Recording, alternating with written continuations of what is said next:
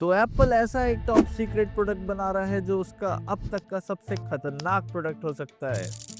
और उसके CEO Tim cook ये नहीं चाहते कि आपको उसके बारे में पता चले। तो ये आखिर क्या है जिसकी इंफॉर्मेशन अब लीक हो चुकी है? ये ना ही कोई फोन है, ना कोई लैपटॉप है, ना कोई टैबलेट है और ना ही कोई स्मार्ट वॉच या स्मार्ट ग्लासेस है। एप्पल एक ऐसी चीज बना रहा है जो फोन से ज्यादा पावरफुल है। एक ऐसा प्रोडक्ट जिसे अगर आपने अभी यूज करना शुरू कर दिया तो आपकी डिसीजन पावर धीरे धीरे करके एआई के हाथ में चली जाएगी। और जो चीज इसे इतना ज्यादा पावरफुल बनाती है वो है इसका एक हिडन फीचर, जिसके बारे में एप्पल खुद ज्यादा बात नहीं करता। और यही फीचर इसे एप्पल का अब तक का सबसे ज्यादा डेंजरस प्रोडक्ट बनाता है।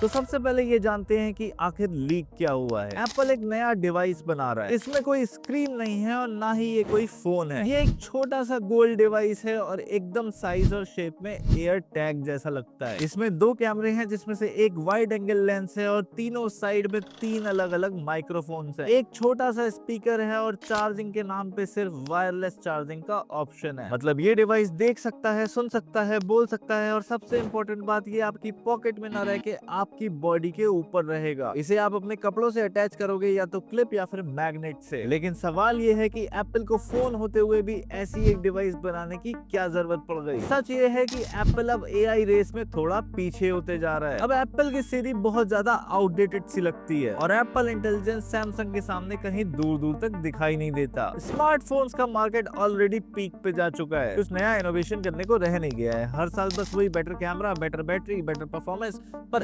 एक्सपीरियंस सेम ही है। लेकिन ऐसा तो नहीं है कि अगर हम ये डिवाइस ले लेंगे तो फिर हमें फोन की जरूरत नहीं पड़ेगी। तो फिर ये डिवाइस आखिर सुनने और बोलने के अलावा क्या करेगा? और ऐसा वो कौन सा हिडन फीचर है जो इसे इतना ज्यादा खतरनाक बनाता है? इस डिवाइस का काम केवल असिस्टेंट बनना नहीं है, इसका काम है रियल वर्ल्ड को समझना। कैमरा से आप क्या देख रहे हो, कहाँ पे हो और किसके साथ हो, और माइक से आप क्या बोल रहे हो और आसपास आपके क्या हो रहा है। और फिर एआई डिसाइड करेगा कि आपको क्या बताना है, क्या सजेस्ट करना है और क्या इग्नोर करना है। मतलब navigation, translation, documents, email, reminder, सब कुछ बैकग्राउंड में होगा। सुनने में ये बहुत मैजिकल और फ्यूचरिस्टिक लगता है, पर एप्पल इसमें एक और लेयर ऐड कर रहा है और वो है सिरी। बस यहीं से गेम सीरियस हो जाता है। एप्पल अपनी पुरानी सीरी को बेसिकली खत्म कर रहा है। रिपोर्ट्स के अकॉर्डिंग iOS 27 के साथ एक नई सीरी लॉन्च होने वाली है और रूमर्स कह रही हैं कि ये चैट जीपीटी से बेटर होने वाली है। तो ये एआई पेन उस नई सीरी की एक फिजिकल बॉडी बनेगा। मतलब अब सीरी सिर्फ फोन में नहीं होगी, आपके कपड़ों पे होगी और हर वक्त आपके साथ होगी। लेकिन एप्पल का प्लान सिर्फ एक स्मार्ट असिस्टेंट बनाना नहीं है। एप्पल का रियल गेम है उसका इकोसिस्टम।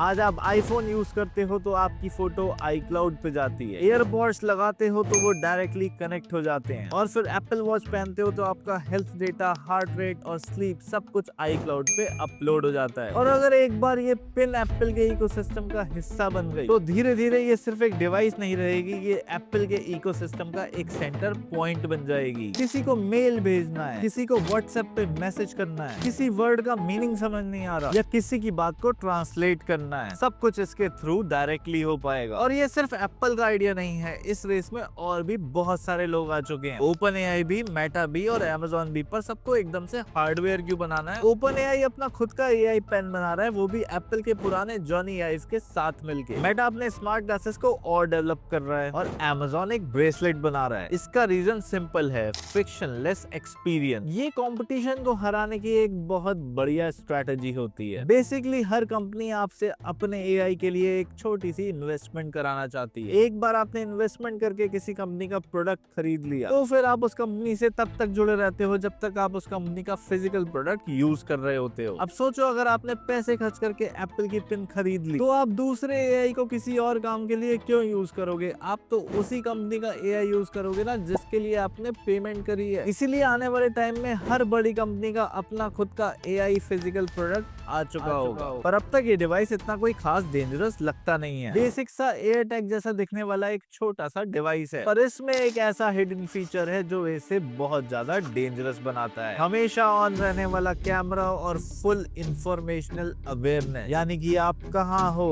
क्या कर रहे हो, किससे बात कर रहे हो, क्या देख रहे हो, क्या बोल रहे हो, क्या फील कर रहे हो, सब कुछ इनपुट लेने के बाद एआई डिसाइड करता है आपको क्या बोलना चाहिए, क्या सोचना चाहिए और क्या करना चाहिए। और यही सबसे इम्पोर्टेंट सवाल उठता है हमारी प्राइवेसी का। सोचो आप एक कैफे में बैठे हो, AI पिन ऑन है, उसके कैमरा सामने वाले का फेस कैप्चर कर रहे हैं, उसकी आवाज रिकॉर्ड कर रहे हैं, वो भी बिना उसकी परमिशन के। ऑफिस में, स्कूल्स में, हॉस्पिटल्स में, हर जगह एक इनविजिबल कैमरा लेके लोग घूम रहे हैं। पर प्राइवेसी से भी बड़ी एक और प्रॉब्लम है। फोन हम यूज करते हैं, AI पिन हमेशा चिपका रहेगा। फोन को हम ऑफ कर सकते हैं लेकिन इसको नहीं। और जब हमारी परमिशन से ही AI हमारी मेमोरीज को हैंडल करे, हमारे थॉट्स को हैंडल करे और हमारी परसेप्शन को फिल्टर करे, तो एक दिन ऐसा आएगा कि हम ये चेक भी नहीं कर पाएंगे कि ये आइडिया मेरा था या फिर किसी AI ने मेरे दिमाग में डाल दिया है। और शायद तब सबसे दर्दनाक बात ये होगी कि हम अपनी जिंदगी तो जी रहे होंगे पर फैसले कोई और ले रहा होगा, क्योंकि बर्बादी हर बार जबरदस्ती नहीं आती,